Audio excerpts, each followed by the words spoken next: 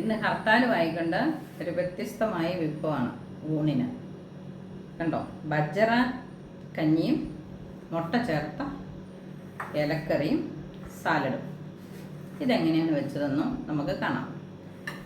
ഒപ്പം കഴിക്കാം. നല്ല സൂപ്പർ കേട്ടോ. മനസ്സിലായോ? ഇത് ബജ്റയാണ്, ചെറുധാന്യങ്ങളിൽ പെട്ടതാണ്.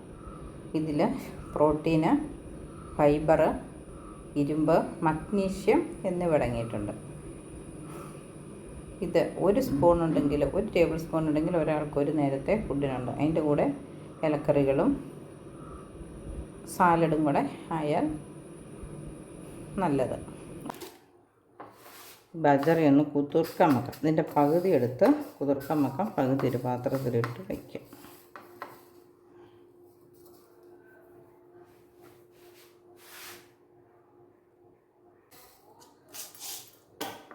പകുതി എടുത്ത് വെച്ചു.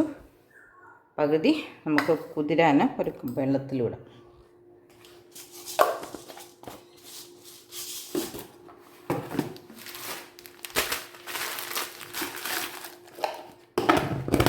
നമുക്ക് അടച്ച് വയ്ക്കാം. ഇത് വെള്ളത്തിലിടാം. വൈകുന്നേരം വെള്ളത്തിലിടുവാണ് ഏറ്റവും നല്ലത്. ഇതിപ്പോൾ ഞാൻ രാവിലെയാണ് വെള്ളത്തിലിട്ടത്. അപ്പോൾ ഉച്ച വരെ ഇവിടെ ഇരുന്ന് 2-3 മണിക്കൂറൊന്ന് കുതിർന്ന് വരട്ടെ. എന്നിട്ട് ഉച്ചയാകുമ്പോൾ നമുക്ക് വേവിച്ചെടുക്കാം. നമുക്കിവിടെ ഇത് മൂടി വയ്ക്കാം. അവിടെ ഇരുന്ന് കുതിർന്ന് വരട്ടെ. ഇതിപ്പോൾ നല്ലപോലെ കുതിർന്നിട്ടുണ്ട്. ഇതുകൊണ്ട് ഇതൊന്ന് ശരിക്കും ഒന്ന് ഞെക്കിക്കഴിഞ്ഞാൽ അല്ലെങ്കിൽ ഒന്ന് കടിച്ച് നോക്കിയാൽ ഇതിങ്ങനെ പൊട്ടിപ്പോരുന്നുണ്ട്. അപ്പോൾ ഒരുമാതിരി നല്ലപോലെ കുതിർന്നിട്ടുണ്ട്. നമുക്കിനി ഇത് അടുപ്പത്ത് വയ്ക്കാം. ഒന്ന് കഴുകിയിട്ട്. ഇത് കഴുകി ഉണങ്ങിയതാണെന്നാണ് ആ പാക്കറ്റിൽ എഴുതിയിരുന്നത്. എന്നാലും ഞാൻ കുതിരാനിട്ടു. ഈ വെള്ളം കളഞ്ഞിട്ട് വേറെ വെള്ളം എടുക്കാം. അതൊക്കെ ഒഴിച്ച് ഇതിൻ്റെ വെള്ളം കളഞ്ഞെടുക്കാം. വീണ്ടും ഈ പാത്രത്തിലേക്ക് ഇട്ടിട്ട് വേവാൻ ആവശ്യത്തിന് വെള്ളം ചേർത്ത് അടുപ്പത്ത് വെച്ച് വേവിച്ച് വെള്ളം പറ്റിച്ചെടുക്കാം. ഇത് കത്തിച്ച് കൊടുക്കാം. ഞാനിപ്പം കുറച്ചധികം വെള്ളം കൊണ്ട് വെച്ചിട്ടുണ്ട്. വെന്തില്ലെങ്കിൽ നമുക്ക് കുറച്ച് വെള്ളം കൂടെ ഒഴിച്ചു കൊടുക്കാം. ബജ്റ തിളയ്ക്കാൻ തുടങ്ങി. നമുക്ക് മൂടി വയ്ക്കാം. തീ കുറച്ചും വെച്ചു. നമുക്കൊരല്പം ഉപ്പിട്ട് കൊടുക്കാം. വെന്ത് ചോറ് പോലെ ആയി കേട്ടോ. ഞാൻ അടുത്ത് കാണിക്കാം. കണ്ടോ, വെന്ത് പൊട്ടി വന്നിട്ടുണ്ട്.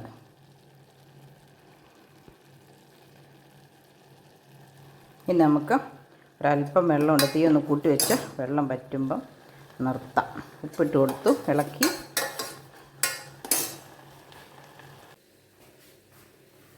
വെള്ളം പറ്റി. നമുക്ക് തീ ഓഫാക്കാം.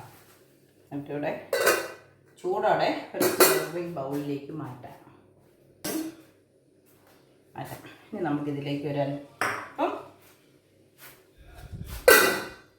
തേങ്ങ,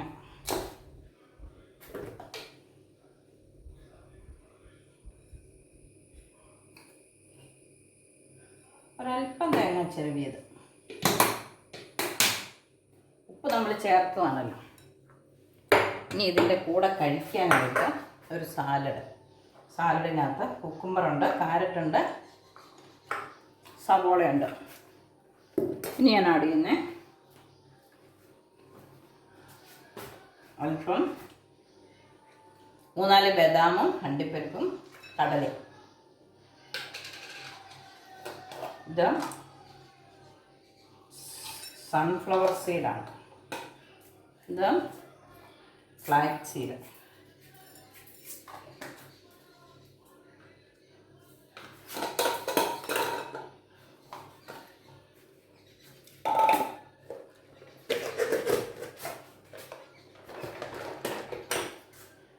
ഇനി ഇതിനൊരു അല്പം ഉപ്പും ചേർത്തൊന്ന് ഇളക്കാം.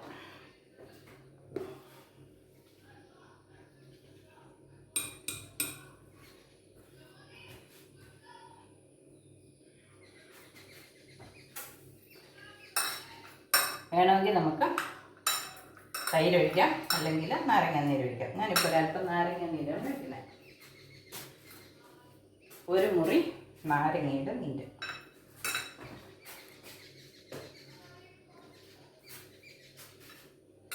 നമുക്ക് ഒരു മുറി നാരങ്ങയുടെ നീരും കൂടി ഒഴിക്കാം.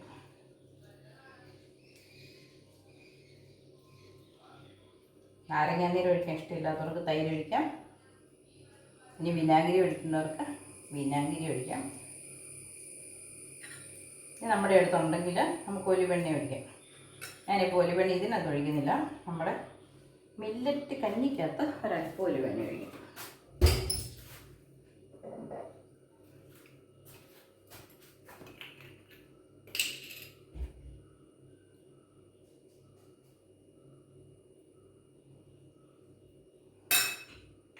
അപ്പം നമുക്ക് ഒലിവെണ്ണ ചേർത്ത് മില്ലറ്റ് കഞ്ഞി കുടിക്കാം. ഇന്ന് ബജ്ര കഞ്ഞിയാണ്. നമുക്ക് ഏത് കൊണ്ട് വേണേലും കഴിക്കാൻ പറ്റും. ഇനി ഇതിൻ്റെ കൂടെ ഞാൻ കൂട്ടുന്നത് ഇലക്കറിയാണ്.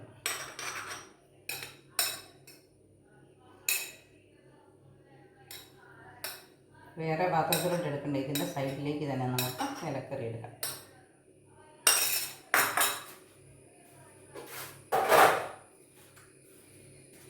മുട്ട ചേർത്ത തഴുതാമ കറിയാണ് കേട്ടോ.